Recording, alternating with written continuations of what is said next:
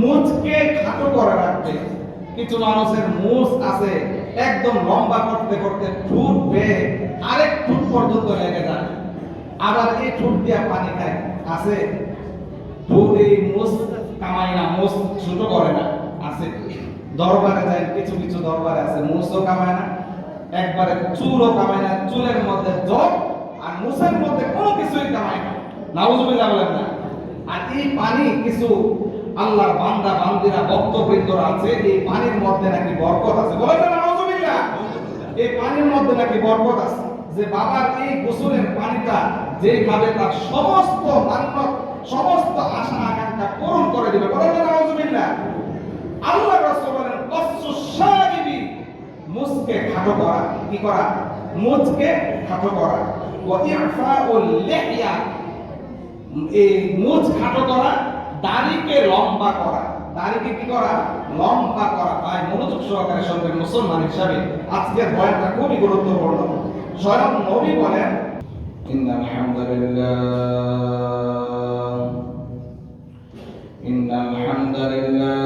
ওয়াসসালাতু ওয়াসসালামু আলা রাসূলিল্লাহ।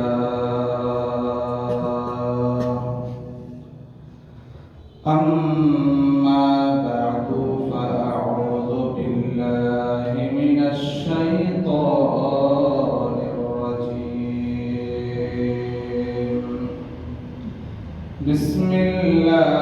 বিসমিল্লাহির রাহমানির রাহিম। ইয়া আইয়ুহান নাসু اتقوا ربكم الذي خلقكم من نفس واحدة وخلق منها زوجها وبث منهما رجالا كثيرا ونساء واتقوا الله الذي تساءلون به والأرحام إن الله كان عليكم رقيبا. قال رسول الله صلى الله عليه وسلم أمرت بالسواك حتى خشيت أن أدرد أو كما قال النبي عليه الصلاة والسلام. সকলের মন খুলে প্রাণ খুলে দরুদ পড়ে আল্লাহুম্মা সাল্লি আলা মুহাম্মাদ ওয়া আলা আলি মুহাম্মাদ কামা সাল্লাইতা আলা ইব্রাহিম ওয়া আলা আলি ইব্রাহিম ইন্নাকা হামিদুম মাজিদ. আল্লাহুম্মা বারিক আলা মুহাম্মাদ ওয়া আলা আলি মুহাম্মাদ কামা বারাকতা আলা ইব্রাহিম ওয়া আলা আলি ইব্রাহিম ইন্নাকা হামিদুম মাজিদ. সুবহানাকা লা ইলমা লানা ইল্লা মা 'allamtana ইন্নাকা আনতাল আলিমুল হাকীম. আলহামদুলিল্লাহ, আল্লাহ তাআলার কাছে লাখ লাখ শুকরিয়া যে মহান রব্বুল আলামিন আমাদেরকে জুমার দিন অতি ফজিলতপূর্ণ দিনে আল্লাহ জাল্লা শাআনহু আমাদেরকে দুনিয়ার বিভিন্ন কাজ থেকে ফারিগ করে আল্লাহ তাআলার ঘর মসজিদে আসার এবং বসার তৌফিক দান করেছেন। এই জন্য কালিমাতুশ শুকর আদায় করে সকলে বলি আলহামদুলিল্লাহ। আবারও শুকরিয়া আদায় করছি যে মহান রব্বুল আলামিন আমাদেরকে সুস্থ রেখেছেন।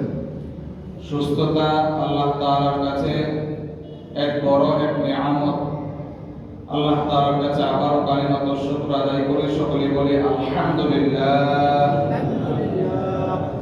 সম্মানিত ভাইরা আমার, আজকে আমার বিষয়বস্তু হলো মেসওয়াকের গুরুত্ব ও ফজিলত নিয়ে। মেসওয়াকের গুরুত্ব এবং ফজিলত নিয়ে আলোচনা। এটা খুবই গুরুত্বপূর্ণ একটা কাজ, মেসওয়াক করা। কি করা? মেসওয়াক করা, যেটার মাধ্যমে দাঁত পরিষ্কার হয়, মুখ পরিষ্কার হয়। এটা আল্লাহ রাসূলের অসংখ্য সুন্নাহর মধ্যে একটা সুন্নাত হলো কি? মেসওয়াক করা। কি করা? মেসওয়াক করা। এই মেসওয়াকের ব্যাপারে অনেকগুলো কথা আছে, বিস্তারিত শেষ করা যাবে না। যতটুকু আলোচনা শুনবো তত অনুযায়ী আমল করার চেষ্টা করব। আল্লাহ তাআলা সেই তৌফিক দান করুন। সকলে বলে আমিন। মেসওয়াকের ব্যাপারে আল্লাহ তাআলার নির্দেশ আছে। আল জামিউস সগীর, সহিহুল জামি' হাদিসের কিতাবের নাম 1375 নম্বর হাদিসে আল্লাহ রাসূল সাল্লাল্লাহু আলাইহি ওয়াসাল্লাম ইরশাদ করেন, উমিরতু বিসওয়াক হাত্তা খাশিতু আন আদাওয়াদা। আল্লাহ রাসূল সাল্লাল্লাহু আলাইহি ওয়াসাল্লাম ইরশাদ করেন যে আমাকে আদেশ করা হয়েছে মেসওয়াক করার জন্য। কি করার জন্য?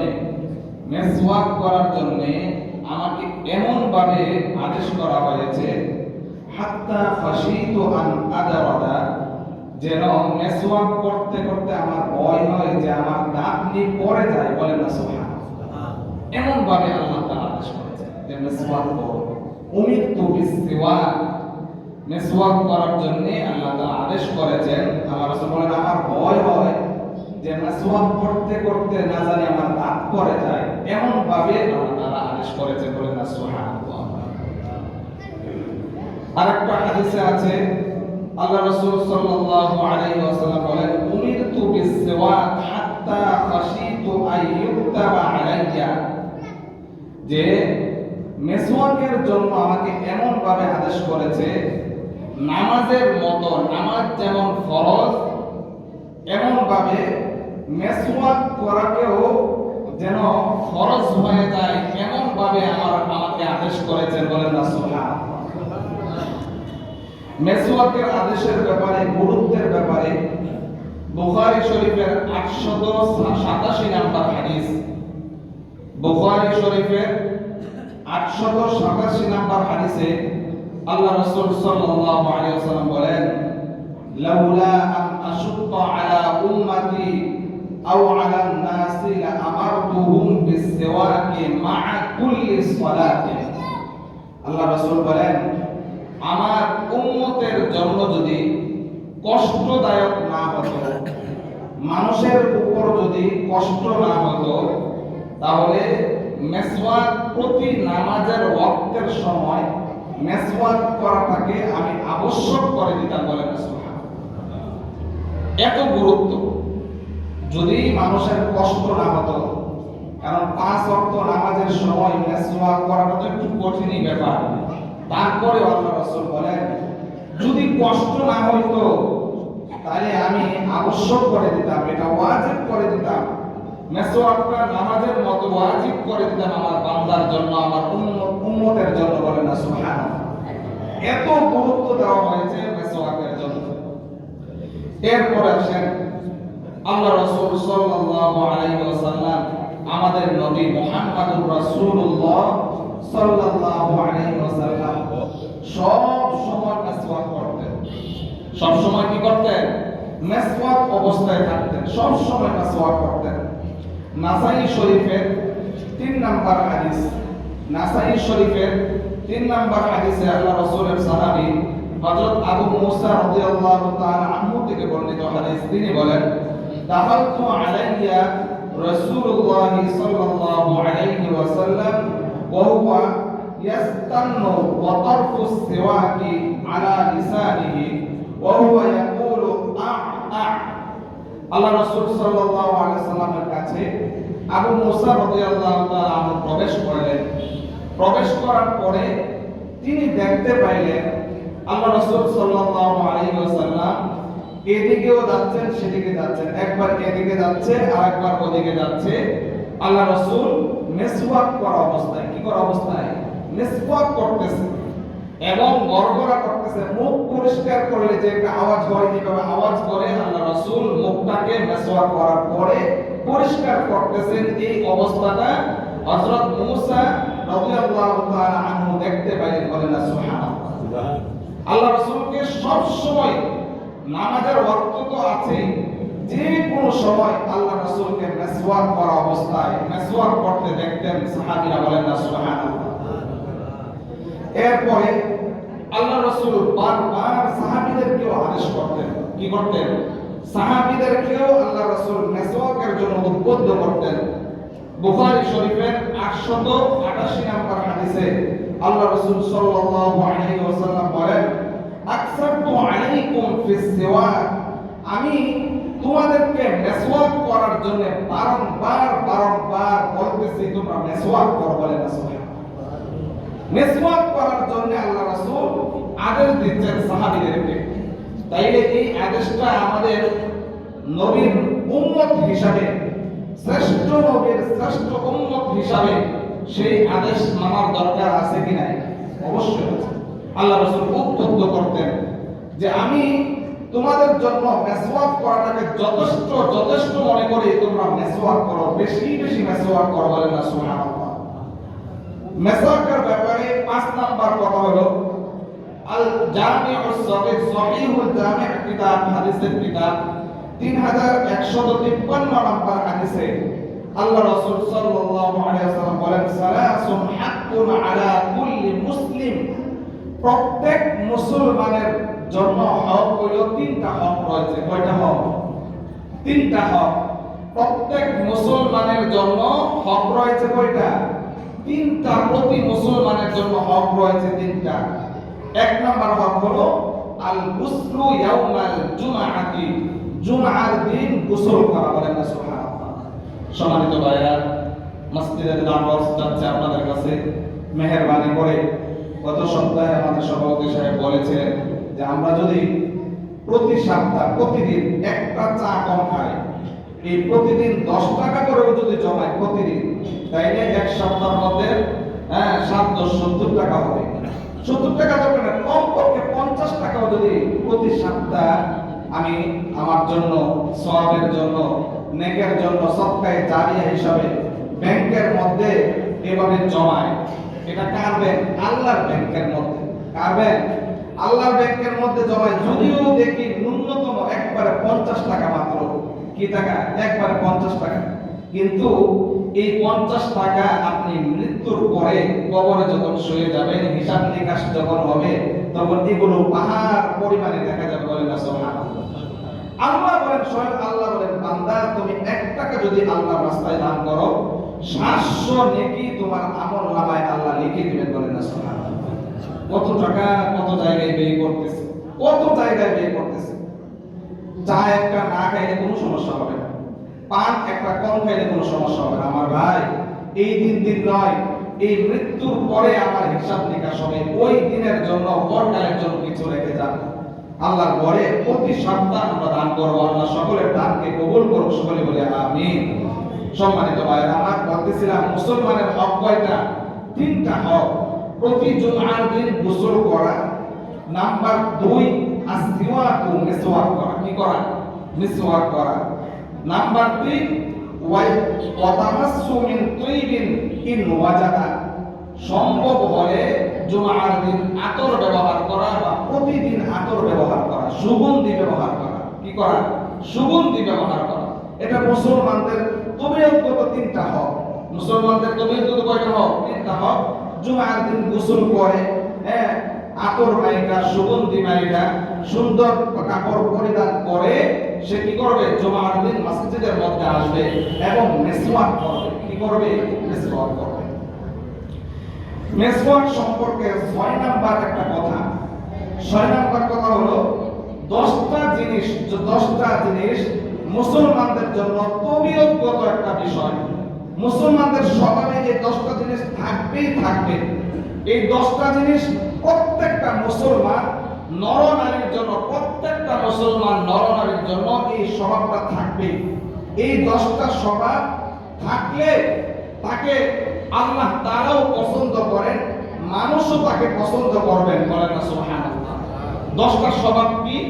মনোযোগ সহকারে শুনবেন। মুসলিম শরীফের 261 নাম্বার হাদিস, মুসলিম শরীফের 261 নাম্বার হাদিসে আম্মা জানা আয়েশা সিদ্দিকা রাদিয়াল্লাহু তাআলা আনহা বলেন, قال رسول الله صلى الله عليه وسلم عشر من الفطرة। মানুষের ফিতরত, মানুষের স্বভাব 10টা। মানুষের স্বভাব কয়টা? 10টা স্বভাব রয়েছে। প্রত্যেকটা মানুষের 10টা স্বভাব আছে। কয়টা স্বভাব? 10টা স্বভাব আছে। 1 নাম্বার স্বভাব কসুস শাওয়ারিক বা কসুস শারিক, মুচকে সে খাটো করে রাখবে। কি করে রাখবে? মুচকে খাটো করে রাখবে।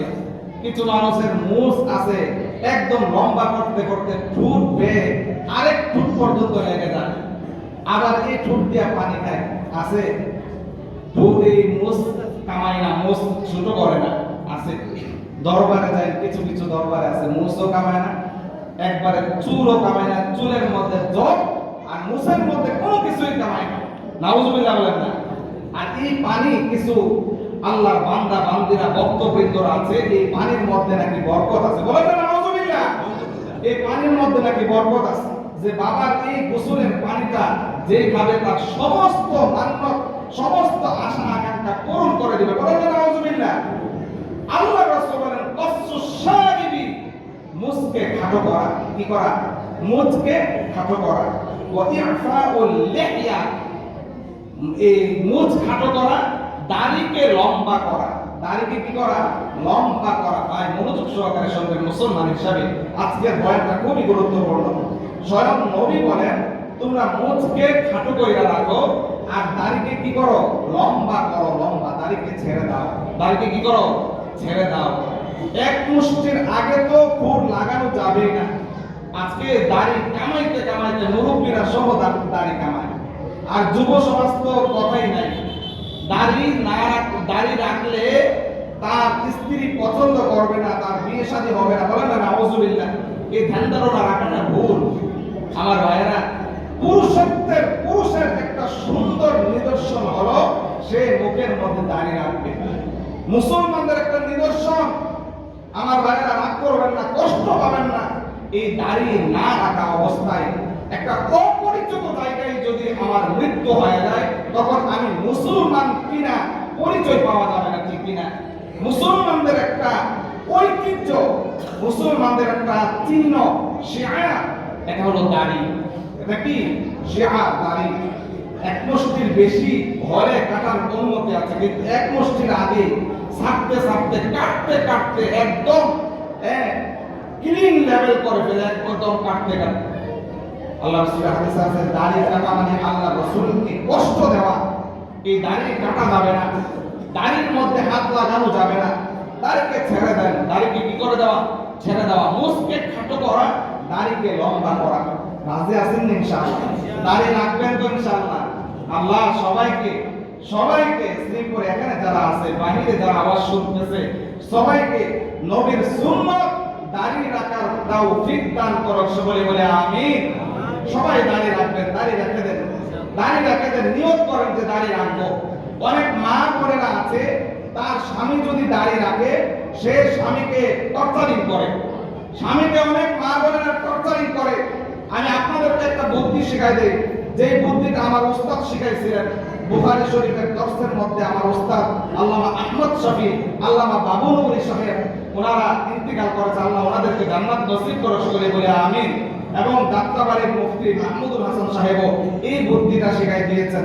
যেই নারীরা, যেই স্ত্রীরা এবং যে মা বোনেরা বলবে যে দাড়ি যদি না কাটো তোমাকে বিয়ে করব না, দাড়ি যদি না কাটো তোমার সাথে সংসার করব না, আপনাদের উত্তর হলো আমার দাড়ি রাখলে যদি তোমার অপছন্দ হয়, এত কষ্ট লাগে, এত বিশ্রী লাগে আমার দাড়ি রাখাটা, তাইলে তোমার চুলগুলো কামিয়ে ফেলে। বলে না নাউজুবিল্লাহ। আমার দাড়ি রাখলে যদি তোমার অসুন্দর লাগে, সুন্দর না লাগে, তাহলে তুমি তোমার চুলগুলো কামাই ফেলো, তোমার চুলগুলো দেখতেও আমার ভালো লাগে না। এই বুদ্ধি শেখা গেছে। দেখেন এরপর আর কথা বলবে না, এরপর কি করবে না, আর কথা বলবে না, স্টপ হয়ে যাবে। আমার মা বোনেরা মনোযোগ সহকারে শুনবেন। আপনার স্বামী যদি নবীর সুন্নত রাখতে চায়, দাড়ি রাখতে চায়, যুব সমাজ যদি দাড়ি রাখতে চায়, দেখেন এটা ইসলামের একটা নিদর্শন শিআর, আপনি অনুমতি দিবেন, আপনি না করবেন না। মা, নবীর সুন্নত রাখতে গিয়ে আপনি আপনার স্বামীকে বাধা প্রদান করবেন না। এর ওসিলায়, নবীর মহব্বতের ওসিলায় আপনি আল্লাহ তাআলার কাছে প্রিয় বান্দী হিসাবে এবং নবীর কাছে প্রিয় উম্মত হিসাবে বিবেচিত হবেন। আপনি আপনার স্বামীকে, মা, আপনি আপনার সন্তানকে বিয়ে হবে না বলে এই দাড়ি রাখতে প্রতিবন্ধক বাধা দিবেন না। রাজি আছেন ইনশাআল্লাহ? মা বোনেরা আপনারা নিয়ত করেন, আজ থেকে আমার স্বামীকে বলবো দাড়ি রাখার জন্য। এই দাড়িটা একটা নবীর সুন্নত। দাড়িটা কি? নবীর সুন্নত। এই দাড়ির মধ্যে যেন কেউ হাত না লাগায়। আল্লাহ আমাদের সবাইকে দাড়ি রাখার, নবীর সুন্নত দাড়ি রাখার জন্য কবুল করুক, সকলে বলি আমিন। এরপরে আল্লাহ রাসূল বলেন ওয়াসিওয়াকু, 3 নাম্বার স্বভাব হলো যে মুসলমান মিসওয়াক করা, মিসওয়াক করবে। স্বাভাবিক একটা মুসলমানের স্বভাবগত তবিয়ত মিসওয়াক করা। এরপরে ওয়াল ইস্তিনশাকু, নাক ঝাড়া, নাককে পরিষ্কার করা। কি করা? ওযু করার সময় নাককে ভালোভাবে কি করা? পরিষ্কার করা। ওয়া কসুল আসফারি, নখকে ছোট রাখা। নখকে কি করা? নখ কাটা। অনেকে আছে নখ লম্বা করতে করতে অনেক লম্বা করে, নখ অনেক লম্বা করে। নামাজের সময় ওযু পর্যন্ত করতে গেলে এই নখ বড় রাখার কারণে পানি পৌঁছে না। ফরজ গোসল যারা করে, নখ যদি বড় রাখা হয়, এই পানি যদি এক তিল পরিমাণও যদি পানি না পৌঁছে, আপনার ফরজ গোসল আদায় হবে না। মনোযোগ সহকারে শুনবেন, খুব গুরুত্বপূর্ণ। নখ কাটা, নখ কি করা? কাটা। এটা মুসলমানদের একটা স্বভাব। নারীরাও, মা বোনেরাও শুনবেন, এবং পুরুষ যারা আছেন আমার ভাইরা, আপনারাও নখ বড় রাখা যাবে না, নখ ছোট রাখবেন। ওয়াগসলুল বারাজিম, অঙ্গ প্রত্যঙ্গ ভালোভাবে ধোয়া, গোসল করা, অঙ্গ প্রত্যঙ্গ সুন্দরভাবে ধোয়া, গোসল করা, এটা মুসলমানদের স্বভাবগত একটা তবিয়ত। ওয়াতানফুল আক্তি, আল্লাহ রাসূল বলেন বগলের যে পশম আছে, বগলের পশম উপড়ে ফেলা। বগলের পশম কি করা? উপড়ে ফেলা। ওয়াহালকুল আনাতি, নাভির নিচের পশম কাটা। নাভির নিচের পশম কি করা? কাটা। অনেকে এগুলো না জানার কারণে অনেকে অনেক দীর্ঘদিন পর্যন্ত এগুলো পরিষ্কার করে না। আমার ভাইরা, এটা আল্লাহ রাসূলের সুন্নাত, মুসলমানদের তবিয়তগত একটা বিষয়। মুসলমান যদি হয় এই কাজগুলো অবশ্যই করবে। নাভির নিচের পশম পরিষ্কার করা। এরপর আল্লাহ রাসূল বলেন ওয়া ইনতিকাসুল মাই, ইস্তিনজা করা। ইস্তিনজার সময় পানি ব্যবহার করা, সম্ভব হলে ঢিলা কলপ ব্যবহার করা। ইস্তিনজার সময় ঢিলা কলপ ব্যবহার করা, পানি ব্যবহার করা। এরপরে সাহাবী বলেন ওয়ালা মুসআব ওয়া নাসিতুল আশিরাতা, 10 নম্বরে যেটা আমি ভুলে গেছি, ইল্লা আন তাকুনা, সম্ভবত 10 নম্বর হবে আল মাদমাদাতা, গড়গড়ার সহিত কুলি করা। কি করা? গড়গড়ার সহিত কুলি করা। এই 10টা তবিয়তের বিষয় মনে থাকবে তো ইনশাআল্লাহ। 10টা তবিয়ত আমি আরেকদিন জিজ্ঞাসা করব ইনশাআল্লাহ। মুসলমানদের তবিয়তগত বিষয়, স্বভাবগত বিষয় কয়টা? 10টা। কয়টা? 10টা। এরপর আসেন আমার ভাইরা, সংক্ষিপ্ত আলোচনা, সময় স্বল্পতার কারণে করা যাচ্ছে না। মুখ পবিত্র রাখে। মিসওয়াক করলে মুখ কি হয়? পবিত্র হয়। ইবনে মাজাহ 291 নম্বর হাদিসে আল্লাহ রাসূল সাল্লাল্লাহু আলাইহি ওয়াসাল্লাম বলেন ইন্না আফওয়াকুম তুরকুন লিল কুরআনি ফাতাইয়িবুহা বিসওয়াক, তোমরা তোমাদের মুখকে মিসওয়াকের মাধ্যমে পবিত্র করো, কেননা তোমাদের মুখ থেকে কোরআনের আয়াত বের হয়। বলেন না সুবহানাল্লাহ। আরেক হাদিসে আছে তোমরা যখন নামাজ পড়ো, নামাজের আগে মিসওয়াক করো। কি করো? মিসওয়াক করো। কারণ তোমাদের এই মুখের আওয়াজগুলো, কোরআন তেলাওয়াতগুলো ফেরেশতারা শুনে, এবং ফেরেশতারা তোমার মুখের সাথে ওয়াদা আলা ফিহি ওয়ালা ইয়াখরুজু মিন ফিহি শাইউন, যে ফেরেশতারা তাদের মুখ তোমাদের মুখের সাথে সম্পৃক্ত করে, তুমি যা বলো সব কিছু সে শুনে আল্লাহর কাছে পৌঁছায়। বলেন না সুবহানাল্লাহ।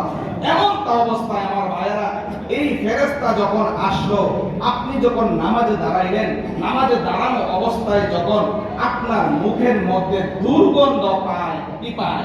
দুর্গন্ধ পায়, ধূমপানের দুর্গন্ধ। আমার আফসোস, এখনো পর্যন্ত মুরব্বী বাবাজিরা এখনো পর্যন্ত ধূমপান এই ইন্টারেস্ট জিনিসটা এত স্বাদ, এই স্বাদের জিনিসটা ছাড়তে পারতেছে না। অথচ আল্লাহ রাসূল সাল্লাল্লাহু আলাইহি ওয়াসাল্লাম বলেন, ইবনে মাজাহ 2370 নম্বর হাদিস আছে, লা বিররা ওয়ালা বরারা, যে কোন জিনিস, যেই জিনিস মানুষকে ক্ষতি করে, যেই জিনিস মানুষকে কষ্ট দেয়, এই জিনিস বর্জন করা, এই জিনিস ব্যবহার করা নিষেধ। ধূমপানের মাধ্যমে অনেক মানুষ কষ্ট পায়, স্ত্রীরা কষ্ট পায়। আপনাকে যদিও মুখে না বলে, স্ত্রীরা অনেক কষ্ট পায় যখন ধূমপান খেয়ে নামাজে আসেন এবং ধূমপান খেয়ে মানুষের সাথে কথা বলেন, তখন আপনার মুখ থেকে ভালো ঘ্রাণ আসে না, দুর্গন্ধ জাতীয় ঘ্রাণ আসে। বলেন না নাউজুবিল্লাহ। আমার ভাইরা ছেড়ে দেন, এই জিনিসটা ভালো জিনিস না। এই ধূমপানের আগার মধ্যে যে জিনিসটা থাকে, যে জিনিসটা থাকে, আগুন থাকে, আগুন। আগুন রাগ করবেন না। এই ধূমপান যখন লাগান তখন এই ধূমপানের মধ্যে আগুন থাকে। বলেন তো এই আগুনটা কিসের তৈরি, কিসের জিনিস? আগুনটা কিসের নিদর্শন? কিসের নিদর্শন? আগুন কোথায় থাকে? জাহান্নামের আগুনের একটা নিদর্শন। আগুন হলো জাহান্নামের একটা আগুন। আপনি কি করতেছেন আমার ভাইরা? লা ইউসমিনু ওয়ালা ইউগনি মিন জু, এমন একটা জিনিস জাহান্নামে থাকবে যে জিনিস কোনো ক্ষুধাও নিবারণ করবে না, কোনো উপকারও আসবে না। ধূমপান এটা স্বাস্থ্যের জন্য ক্ষতিকর। এটা বিশেষজ্ঞ ডাক্তাররাও বলে থাকেন, ঠিক কিনা? সবাই বলে থাকেন এই ধূমপান স্বাস্থ্যের জন্য ক্ষতিকর। ওয়ালা তুলকু বিআইদিকুম ইলা তাহলুকা, আল্লাহ বলেন, বান্দা তুমি তোমার নিজের হাতে তোমাকে ধ্বংসের দিকে ফেলে দিও না। ধূমপান যেহেতু ক্ষতিকর, এই নিজের মাধ্যমে নিজেকে ক্ষতির মধ্যে ফেলে দেব না। আমার ভাইয়েরা, এই আগুন জাতীয় ধূমপান জিনিসটা যেহেতু ক্ষতিকর, এই জিনিসটা থেকে বিরত থাকবো, এই জিনিসটা বর্জন করি। আমি আশাবাদী ইনশাআল্লাহ। আপনি নিয়োগ করেন, দেখেন পারবেন, আপনিও পারবেন। সবাই যদি পারে, আপনি পারবেন না কেন?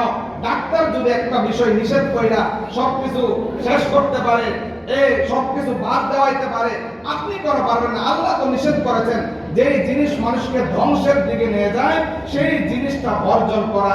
স্বয়ং আল্লাহ রাসূল বুখারী শরীফে বলেন, মান আকালাল বাসারা ওয়াল ওয়াসুমা ফালা ইয়াকরাবান্না মাসজিদানা। আল্লাহ রাসূল বলেন, যে ব্যক্তি পেঁয়াজ এবং রসুন খেলো, রসুন, পেঁয়াজ এবং রসুন যেগুলোর মধ্যে দুর্গন্ধ আছে, এগুলা খাইলে আল্লাহ রাসূল বলেন সে যেন আমার মসজিদের ধারে কাছেও না আসে। পেঁয়াজের রসুনের গন্ধ যদি পেয়ে যদি আল্লাহ রাসূল নিষেধ করেন যে এইগুলা খায়া মসজিদের ধারে কাছে না আসার জন্য, স্বয়ং আল্লাহ রাসূল বলেন যে এগুলা যখন খায় তখন ফেরেশতারা কষ্ট পায়। মানুষ তো কষ্ট পায়, ফেরেশতারাও কষ্ট পায়। আসুন আমার ভাইরা, বেশি বেশি মিসওয়াক করি, ধূমপান বর্জন করি এবং আমরা উম্মতে মুহাম্মদী হিসাবে, রাসূলের উম্মত হিসাবে দাঁড়িয়ে রাখি। আল্লাহ তাআলা আমাদেরকে যতটুকু আলোচনা শুনলাম তথা অনুযায়ী আমল করার তৌফিক দান করে। আমিন।